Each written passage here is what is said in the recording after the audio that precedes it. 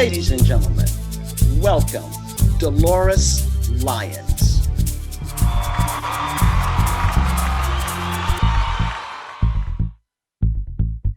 You know, you cannot tell me that July the 7th of 1983 was not the hottest, buggiest, muggiest day ever in Hattiesburg, Mississippi. And I was so tired when I got off the road. I had been on the road like 22 hours, coming from Detroit, driving in my 1970 Volkswagen Bug filled to the brim with everything that I owned and my 10-year-old son Curtis in the mix somewhere.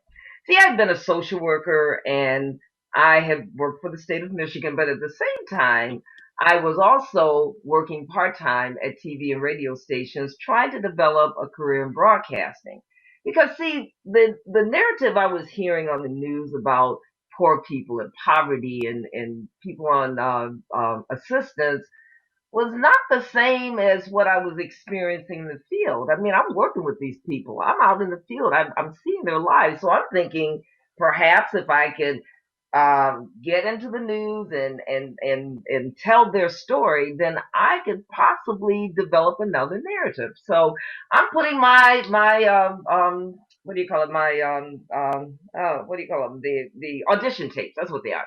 I was putting my audition tapes together and sending them out to various places. And I was of the attitude, the first people that called me, I was going to take it. Now, I got a lot of offers, but the very first offer came from WDAM in Hattiesburg, Mississippi, and I was excited. Okay. But it wasn't without some trepidation because we all know the history of Mississippi, racism and slavery and lynchings and that energy was in the air. You could feel it in the air. And as I'm driving along on the road in Mississippi, I could look out in the black of the night, and it's like I could see the ghosts of my ancestors still working in the fields, picking cotton, and I could still see their bodies hanging from the trees, being that strange fruit that they talked about. Then I kind of glance over at my 10-year-old son, my melanin rich 10-year-old son, and I had to think, like, Dolores, what in the world are you doing? Well, I'll tell you what I was really doing. I was on the run. I had been on the run probably since I was 12. I was running from my mother. See, now, growing up, I think I had a great childhood. Okay, my mother and father were separated, but it really didn't matter. They were married like 50 years, but they were apart most of the time I grew up. But it didn't matter because they were very much in my life.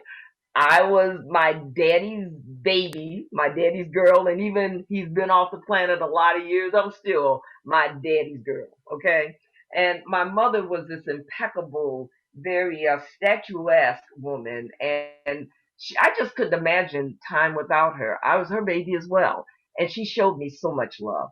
But when I turned 11, mother met a guy, and I understand. I mean, he was a good-looking guy, and that was understandable. And he was also an executive at Chrysler, so he drove a big car and wore a suit and tie, and I'm sure my mother was impressed by that. But what I couldn't impress upon my mother and what she would not hear is that this man was sexually molesting me, and it had gone on for like a year and a half. Yeah, a year and a half. And I stopped him. I was 12 years old, and just one time he touched me, just one time too many, and I went ballistic on this guy. You talking about a beat down? I put everything into my fist onto his face that I could, anything. And I told him, I said, if you touch me one more time, I will kill you. And I meant that from the bottom of my heart. Well, he got back into mom's ear, and he told her that I was the one that came on to him. Heck, I'm 11. He's 47. And he said he didn't tell her because he didn't want to upset her. He thought he could manage me by himself. Well, my mother heard that, but she believed him. And she believed him over me. And like a light switch, my mother, she became ice cold. As warm as she was the day before or the time before, she was ice cold. My mother would look through me. I was damaged goods to her. I could not I could not get her to understand that I am no different now than before he started touching me. But she wouldn't hear it. So throughout my teen years, my attitude was I was going to get as far away from this woman as I could. And so when I graduated from high school, what did I do? I ran away to college. And when I got the job with the state as a social worker, I could have worked in Detroit, but what did I do? I ran away to Saginaw. And so now I got this offer as a television news reporter. And so what am I doing? I'm running to Hattiesburg, Mississippi, because I wanted to prove to my mother that I didn't need her. Okay. I could take care of myself. And that was it. I'm done. So I get into Hattiesburg, first day at the station. And I walk in and I'm already prepared. You know how you are on your first day of a new job and you don't know what to expect?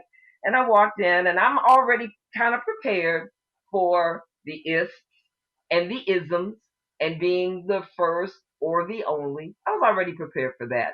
So the news director came and got me, took me in the back where they do all the TV production, and I was like, whoa. I look around and there are black people everywhere. I was like, whoa. Look, I mean, they were directors and camera people and technicians and you name it. And I was so excited. So, however, I get into the newsroom and I am the only black news reporter. Okay. And only one of two females. So that's okay. I go out on my story, and my cameraman that shot with me, Larry Duncan, was a black guy. And I come back, and we had to edit our own news story. So I'm in the editing bay, and I'm working on my story, and reporters are in and out. And so I look up, and there's this tall, skinny, kind of lanky, but pretty black girl that walks in. And so she looks at me, and I look at her, and she says, "Oh, are you the new news reporter?" And I said, "Yeah." I said, "Are you a reporter?" And she said, "Well, I'm in sports, but I'm on the air." And she said, "My name is Robin." Well, you know her. You know her today as ABC's Good Morning America's Robin Roberts. Robin had started working at WDAM about 3 or 4 weeks before me. She graduated from college, and that was her job at WDAM. And let me tell you this about Robin. She was the kind of person that she was that person that if you see it and can believe it, you can achieve it. She always said, even back then, that she was going to network. And the other thing, though, about Robin is that she always wanted to know what were your goals? What is it that you wanted to do? And if there was any way she could help you, anything she could do, she would do it. So Robin and I are working together, and one day, time goes on, and I'm in the newsroom, and my phone at my desk rings, and it's Robin. And she said, "Dolores, don't say anything, just listen." I'm listening. She said, "I just took a job at WLOX in Biloxi, Mississippi." I said, "Oh, okay." And she said, "You know you're on my audition tape, don't you?" Which I didn't know that.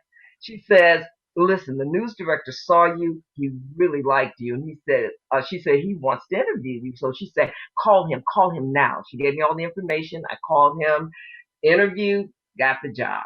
Now, I was like, I was excited, but Biloxi for me was kind of a shock because it was like a parallel universe to the rest of Mississippi. Mississippi was slow, laid back, quiet. Get to the coast, and I mean, party. All right. I've never seen so many near naked women in my life. I mean, beer parties, people on the back of their pickup trucks, all the activity, beach activity going on. And I'm thinking, oh, I thought I was in the Bible Belt. It was those clutch your pearls moments. So anyway, I get into the TV station and found out that Robin and I are the only two black people on the air. Robin's doing sports, I'm doing news. There were two other blacks in the newsroom, and they were doing producing. They were producers. So, but there were no other blacks in the station that worked there. But anyway, my first job there was to go out on an oil rig in the Gulf of Mexico, spend 2 days in an oil rig, and the news director is telling me about the officials and people politicians and business people wanted to explore drilling for oil closer within the Mississippi waters, okay, closer to the shores. But of course, there's opposition to that. And the whole time he's talking, I'm going wong wong, because he wanted me to be out on the oil rig like for 2 days. And I'm thinking, I can't be out there 2 days. What about my kid? I can't take him with me. I have nobody, to take care of my kid. And it's not that they didn't care. It's not that there was no caring, but it wasn't. You have to understand, news business was a man's world, so it didn't occur to them about family and children and all those things that women have to worry about. And so my news director said, you'll work it out. So my assignment editor at the time, Shirley Nixon, I guess overheard what was going on. She said, Dolores, how old is your son? I said, he's 10. She said, go, I'll take him. And it's like, but Shirley hasn't. She said, I'll take him. Go ahead, I'll take him. And it's like, that was such a saving grace for me because I didn't know anybody. I'd just gotten there. So as time goes on, I'm working in Biloxi, and I find that it's really difficult to kind of navigate being a single mother and having a high impact, high profile, high energy job like that. Okay, so I don't know. It was just you want to be able to ask people how to work this. How do how do you do this? Somebody else that would understand. And I really didn't have somebody else to talk to.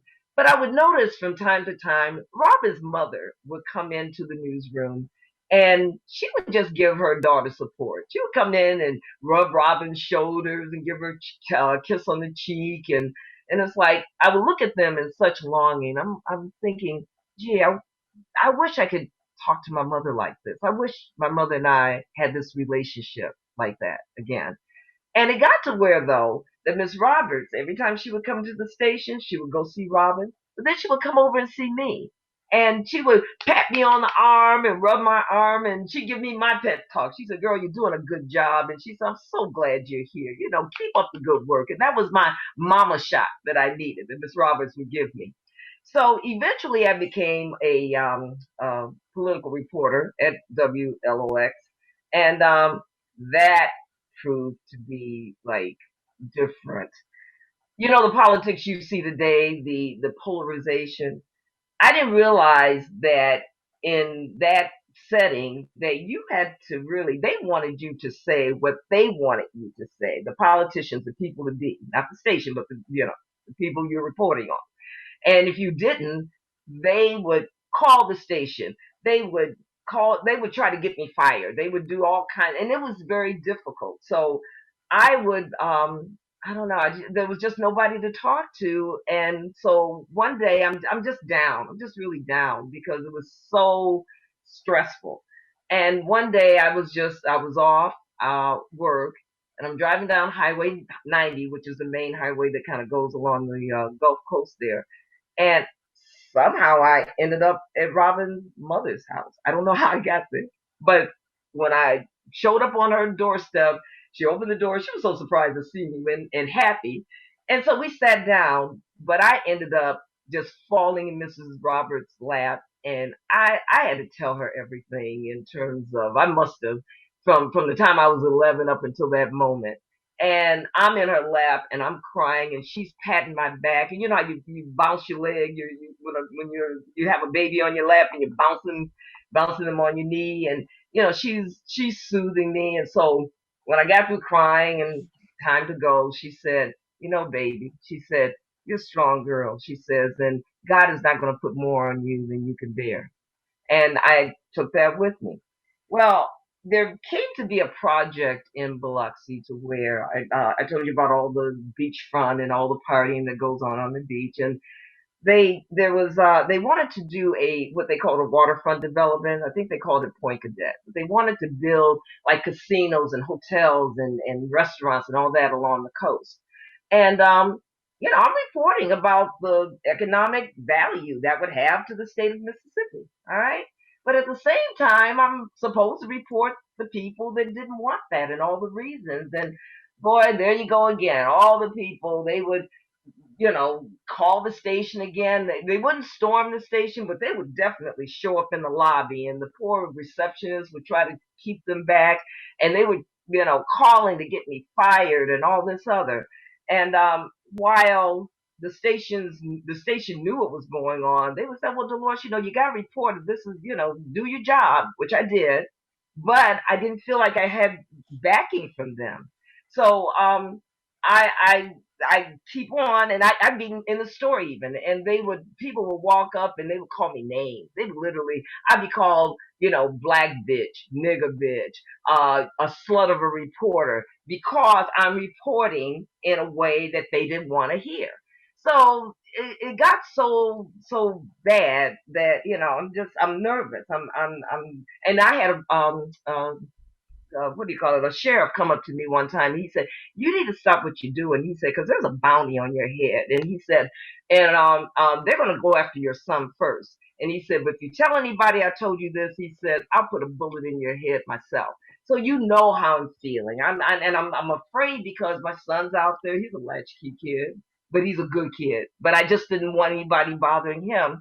So finally, I end up doing a story on some municipal bonds that the officials had decided to use in this waterfront development, and the people had to vote on that.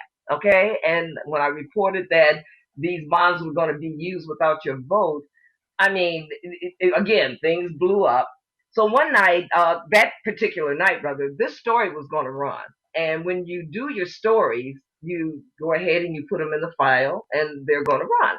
So I'm leaving I'm in the newsroom. I'm the only one in the newsroom. Robin was upstairs editing her piece, and the anchors and producers, they were in the studio putting their newscast together. And I'm getting ready to leave, and all of a sudden this man pops his head in the door, and I was like, "How did you get in here?" He says, "You're under arrest." I'm thinking, under arrest for what? He said, "For passing a bad check." And I thought, "I haven't passed a bad check. What are you talking about?" So he and I are going back and forth in the newsroom. By that time, Robin is coming down the steps, and she sees what's going on, and she says, "Dolores, are you okay?" And so I said no, And so we take the man who happened to have been a constable, and these are guys that can arrest police officers and deliver writs and so forth. He takes me outside, okay, and so he wants to arrest me, and he wants to put handcuffs on me. You're not doing that. I'm not resisting arrest, but you're not going to put handcuffs on me, and we can go down to the station and we can straighten it out. And so he is mad. So I get in the car. I'm not resisting arrest. I'm going to go with you, but I'm not going to let you handcuff me. So he gets in the front of the car, in the driver's seat, and he sits there and he's fuming. This guy is fuming.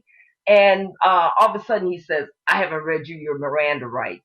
And so he gets out of the car, comes around, opens the door, and I'm thinking he's going to read my Miranda rights, but he pushes me down on the seat, gets on top of me, and with the butt of his gun, he says, "You have the right to remain silent. Anything you say." He's beating the slop out of me. Okay. And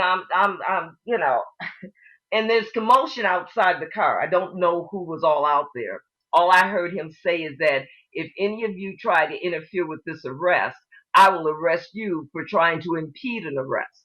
So he jumps in the car. We go flying down Highway 90. I'm in pain. I'm crying. So we get to the um, police station. He pulls me out, pushes me into the station. So he told the guy at the desk, he said, "Lock her up." And so the police officer at the desk, he takes me by the arm, but he's gentle. So I'm crying. I'm in pain. And so he says, "Are you okay?" And I said, "No, I'm not okay." I said, "I don't know.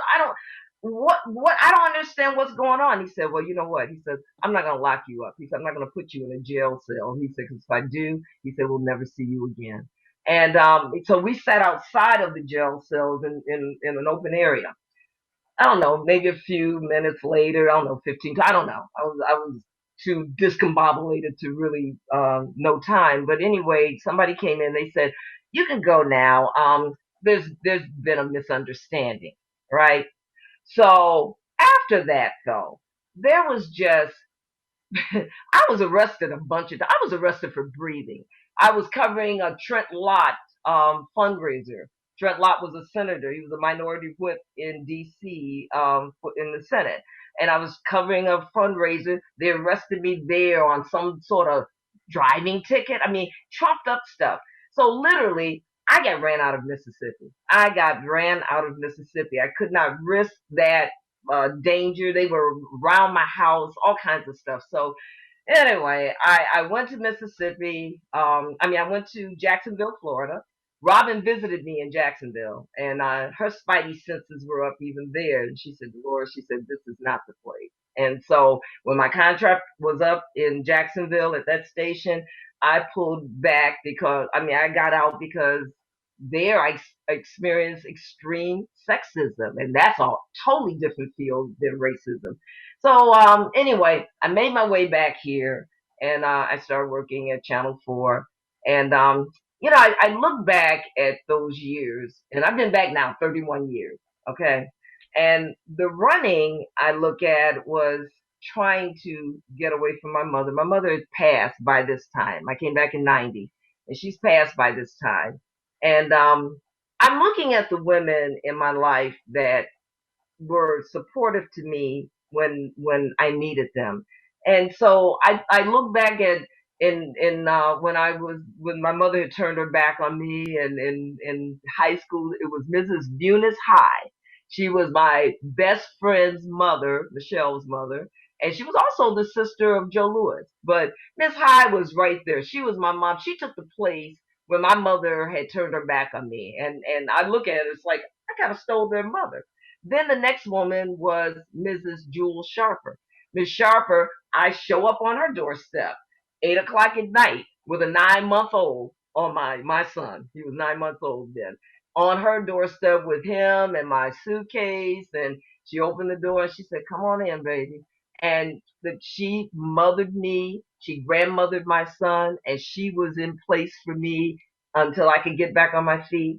And then of course, Miss Roberts, and then the last person in more recent years was Miss Lorraine Hill. And Miss Hill was the mother of a college friend, and Miss Hill and I just shared so many beautiful moments together that I wish my mother and I could have shared. But she took my mother's place, and I don't want to leave out my mother. Okay, I'm going to throw in Delores Lyons because Miss Lyons, my mother, lay the foundation of 11 and a half years. That's all she could give me.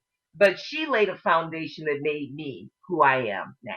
And I just want to I just want to say I'm grateful to all these women. So when you ask, how did I, or when did I know I was a woman, and how do I know I'm a woman? I know I'm a woman because of all the other women who buoyed me up in those moments when I couldn't stand on my own.